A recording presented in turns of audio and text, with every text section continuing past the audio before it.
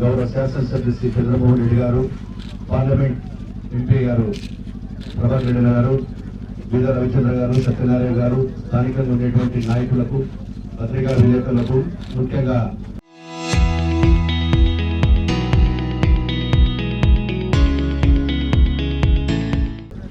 ఈ ఫిష్ సంబంధించినటువంటి మత్స్యకారులకు అందరికీ కూడా నా హృదయపూర్వక నమస్కారం తెలియజేసుకుంటా ఉన్నాను.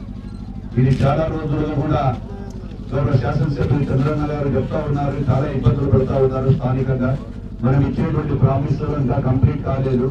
స్థానికంగా కొన్ని సమస్యలు ఉన్నాయి. ఈ ఫిషింగ్ జెట్టి గురించి కూడా నా దృష్టికి 5 సార్లు తీసుకురావడం, మేము కూడా ఫిషింగ్ హార్బర్ సంబంధించిన వారిని కూడా ఈరోజు వాళ్ళు కూడా వచ్చారు, వాళ్ళు కూడా ఎక్స్ప్లెయిన్ చేశారు. ఇక్కడ ఒక్కటే, మీకు గతంలో ఏదైతే పెండింగ్ పడినటువంటి ఈ యొక్క వర్కులు పనిని ఖచ్చితంగా 6 నెలల కాలంలో మేము కంప్లీట్ చేస్తామని హామీ ఇస్తా ఉన్నా ప్రభుత్వం తరఫున. ఎందుకంటే డ్రెడ్జింగ్ ఇవన్నీ కూడా కొన్ని కోరికలు కోరారు తప్పు లేని కోరడంలో.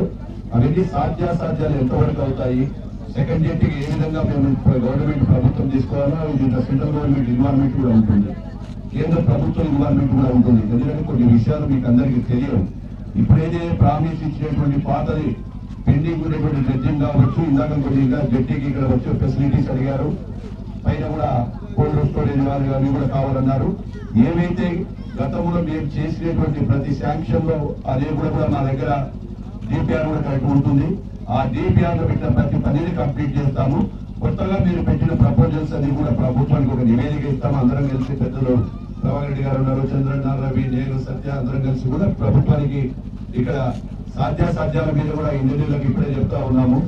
ఒకసారి ఏ విధంగా చేయొచ్చు, అది సాధ్యం అవుతుందా కాదా, ఎంతవరకు చేయాలి, కేంద్ర ప్రభుత్వం ఎంతవరకు మనకు పరిహరిస్తుంది అనేది కూడా ఆలోచన చేసి ఖచ్చితంగా ఆ రోజు ఇచ్చిన మాట ప్రకారం శాసనసభ్యులు ఎంపీ గారు చెప్పినటువంటి ప్రకారం, రవి గారు అందరూ చెప్పిన ప్రకారం దాన్ని త్వరలోనే 6 నెలల లోపల కంప్లీట్ చేస్తామని మీకు అందరికీ కూడా పత్రికా విలేకరుల ముందర ఈ యొక్క మత్స్యకారుల అందరి ముందర కూడా మాట్లాడుతున్నామని చెప్పి తెలియజేసుకుంటూ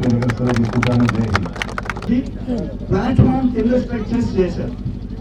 మిగతాది మ్యారిటైమ్ చేస్తారా, ఎట్లా చేస్తారు, గవర్నమెంట్ చేస్తారా, కోర్టు చార్జ్ చేయిస్తారా అని చెప్పి మంత్రి గారిని ఇక్కడ తీసుకొచ్చారు. పాపం 2-3 సార్లు రావాలనుకుంటే ఏదో ఒక ప్రోగ్రామ్ లో క్యాన్సిల్ అయింది. ఇప్పుడు ఈ రోజు వచ్చారు. ఇది దాదాపు 6 months నుంచి వాయిదా పడతా వచ్చింది. నేనేమంటానంటే, ఇప్పుడు సిఇఓ గారు బ్యాలెన్స్ 12 కోట్లకి ఒక డిజైన్ చేసుకుని వచ్చారు. అట్లే ఇక్కడ ఉండే వాళ్ళు సెకండ్ జెట్టి, ఇంకొకటి కృష్ణపట్నం దగ్గర నుంచి కాదాల దగ్గర నుంచి ఇప్పుడు ముత్తుకూరులో ఉండే మత్స్యకారుల కాలనీలో అందరికీ 2వ జెట్టి ఉంటేనే బెటర్ అని చెప్పేసి ఒక ప్రపోజల్ పెట్టారు. వాట్ ఎవర్ డైరెక్ట్ గా ఇక్కడికి మంత్రి గారు వచ్చారు. అది కంప్లీట్ చేసేదానికి మీ అందరికీ వసతులు ఉండేటట్టుగా, మత్స్యకారులకు ఉపయోగపడేటట్టుగా ఎట్లా కంప్లీట్ చేయాలో డిజైన్ చేస్తారు. మళ్ళీ ఒకసారి మీటింగ్, మంత్రి గారి దగ్గర మీటింగ్ పెట్టుకుంటాం. దాని సంగతి వీలైనంత తొందరగా శాంక్షన్ చేయించి దీన్ని పూర్తి చేసే బాధ్యత మేము తీసుకుంటామని చెప్పేసి మీ అందరికీ మేము మనవి చేసుకుంటున్నా. అట్లే ఇప్పుడు మేనూరులో సిమెంట్ రోడ్డు కూడా ప్రారంభమవుతున్నాయి. ఇవన్నీ చేసుకుని మనం అనా క్యాంటీన్ తిరిగిపోవాలా. మీ అందరి దగ్గర నేను సెలవు తీసుకుంటున్నా. నమస్కారం. ఇప్పుడు